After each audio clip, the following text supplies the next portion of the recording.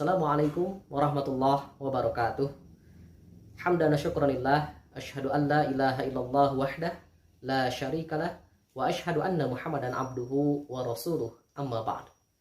Ikhwatiman rahimakumullah, kita lanjutkan kembali pembahasan kita dan insyaallah pertanyaan yang kita bahas pada kesempatan kali ini terkait dengan bolehkah saum Syawal digabung dengan Ayyamul Bid ataupun dengan saum Senin Kamis. Baik, untuk menjawab pertanyaan ini, kita ambil satu kaidah fikih yang disampaikan oleh Syekh Abdurrahman bin Nasir As-Sa'di dalam kitabnya, yaitu kitab Al-Qawaid wal Usulul Jam'iyah. Beliau sampaikan satu kaidah, yaitu idza ijtama'at ibadatani, apabila terkumpul dua ibadah min jinsin wahidin, dari jenis yang sama, tadakhalat af'aluhuma, dimasukkan pengamalannya, digabungkan pengamalannya, waqtafa anhuma bifi'lin wahidin, dan cukup bagi keduanya dengan satu pengamalan saja. Idza kana maqsuduhuma, apabila maksud keduanya wahidin, sama. Nah, kaidah ini menunjukkan bahwa bolehnya digabung dua ibadah ketika jenisnya sama. Saum dengan saum, salat dengan salat.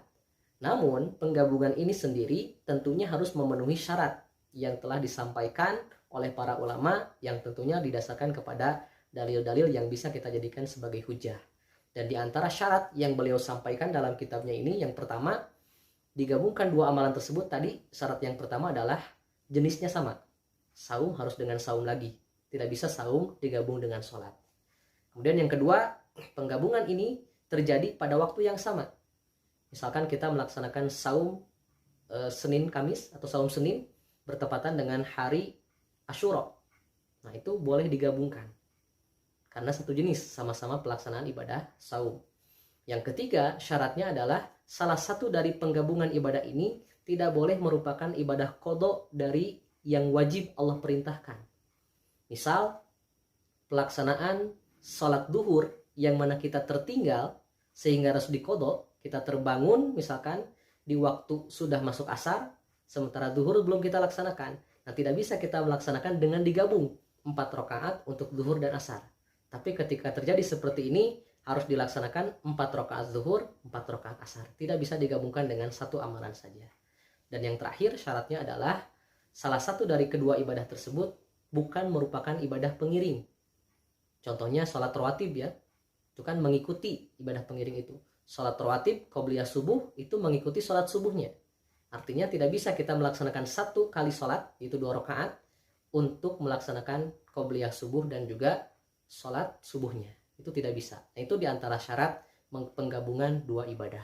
Dan adapun dengan pertanyaan yang tadi, saum Syawal digabungkan dengan saum Ayyamul Bid ataupun saum Senin, maka ini boleh karena keduanya merupakan saum sunat, sehingga bisa kita laksanakan, digabungkan, dan insya Allah Allah memberikan pahala bagi kita semua. Sebagaimana dalam hadis yang lain diriwayatkan oleh Imam Bukhari di nomor 2997, Rasulullah SAW pernah bersabda, "Idza marido al-abdu", apabila seorang hamba sakit, au safaro, atau dia dalam keadaan safar, dalam artian dalam kondisi uzur ya, kutibalahu mislu, akan dituliskan untuk dirinya semisal makana ya'malu, yang biasa dia laksanakan, mukiman sohihan, ketika dia mukim ataupun keadaan sohih atau sehat. Nah, jadi bagi seorang hamba yang sudah membiasakan diri mengerjakan satu amalan, kemudian di satu waktu dia terhalang untuk melaksanakannya, baik karena sakit, uzur, atau karena tadi kita punya kewajiban melaksanakan ibadah yang lain, tapi karena terbiasanya kita melaksanakan ibadah tersebut, insya Allah Allah tetap mencatatkan ibadah tersebut merupakan amalan yang telah kita laksanakan.